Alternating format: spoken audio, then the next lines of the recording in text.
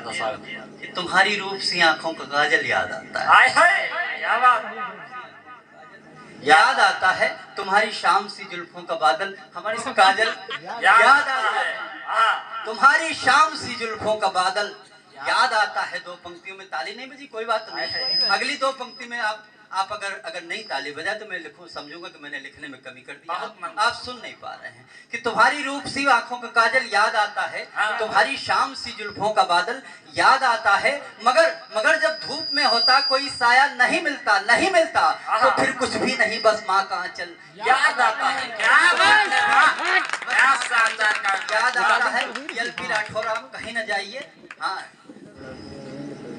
तुम्हारी रूप सी आंखों का काजल याद आता है, तुम्हारी शाम सी जुल्फों का बादल याद आता है। मगर जब धूप में होता कोई साया नहीं मिलता तो फिर कुछ भी नहीं, बस माँ का आंचल याद आता है। पंक्तियां पढ़ता हूँ कि तुझे पता माँ तू कैसी है, मैं कहता बिल्कुल वैसी है।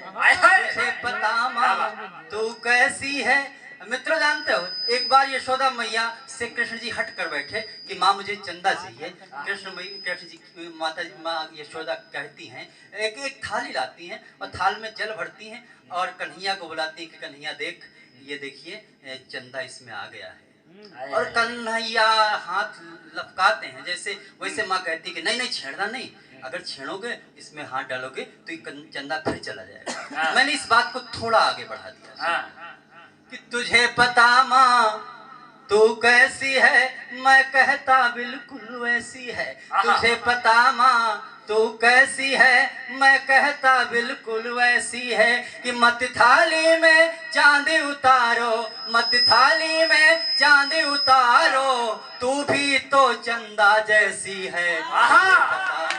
हाय हाय क्या बात है, क्या पढ़ा जा रहा है। कहता बिल्कुल वैसी है।